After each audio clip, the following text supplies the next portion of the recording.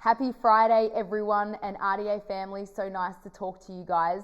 I have some tips tonight on how to stay sane during this insanity, because let's be honest, we have all realized that this is a long war.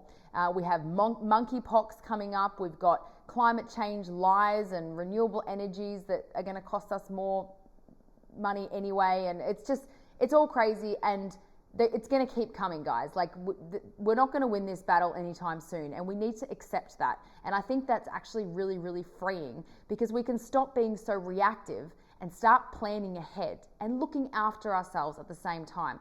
So I have a few tips to help, okay?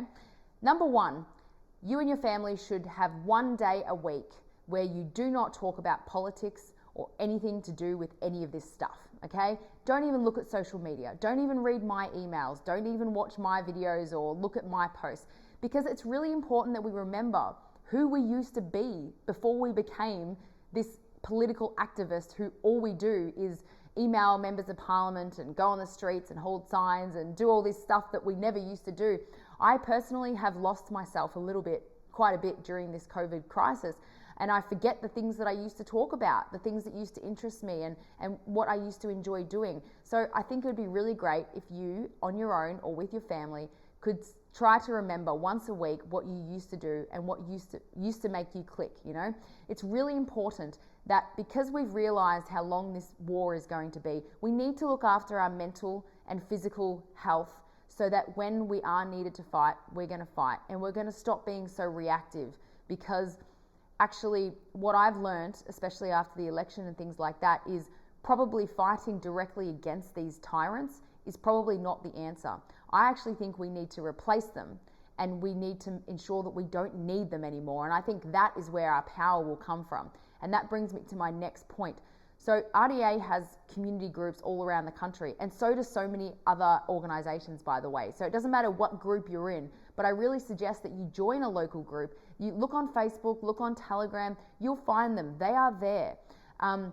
Because it's really important that we start looking after our communities so the RDA community groups, we have some groups are creating market stalls that support the local community. Some groups have built veggie gardens, or they're bartering between themselves.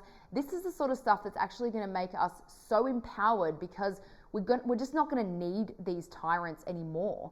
And so I think it's really great that we start spending money in places that deserve our money. If we have a few extra dollars each week, I really think it would be great if we spent money at the local fruit and veg shop instead of Coles and Woolworths. I know it's a pain, because you have to get there before 5 p.m. and it's a bit more expensive, and you have to go to 3 different shops to get your fruits, veg and meat and things like that. I understand, but if you've got the time, I think that will be really good. If we all started spending money in businesses that deserve our money, the country would change, actually. I'm really sick of these big tyrannical organizations like Woolworths and Coles.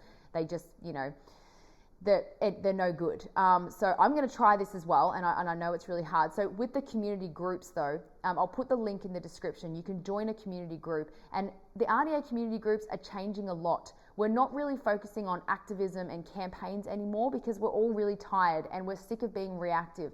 So now what we're doing is we're trying to create communities that support each other physically, monetarily, emotionally, things like that. So like I said, community gardens, veggie gardens, bartering, selling goods and services between the groups.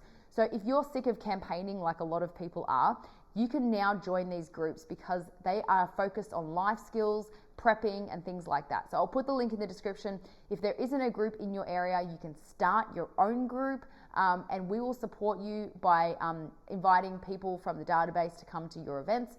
And just even 20 people, guys, it can change your life. It will give you some strength and empowerment to know that you're planning ahead, and that you don't need these people anymore, these people that are trying to oppress us. So let's stop fighting against them, and let's start actually just working with each other instead, and just not caring what they do, more or less, obviously. So that's pretty much it, guys. Spend your money in alternative places if you can afford to. Join a community group. Spend one day a week not talking about politics at all. Give it a shot. Remember who you used to be. Remember what makes you tick. And I think these really small tips might help you, because they're helping me. it's been really hard to realize that we actually can't beat them quickly. We actually can't, and that's okay. Once you realize that, it's really freeing, and it means that we can actually take some time, take some breaths, and plan instead of just reacting all the time. And I think that's going to be really powerful. It won't be as maybe exciting because there won't be as many like big things coming up, but you know, if you had 20 people in your area, you had a plan. If there's blackouts or if there's food shortages, if you had each other and you had a plan, then you're going to feel a lot better. You're going to feel really safe and comfortable and better than maybe you do now. I actually don't have those plans either, but I hope that you can. So join a local community group, start one, and you know, let's stop fighting against them and let's just like work together instead. Yeah. All right. Have a good weekend, guys. Bye.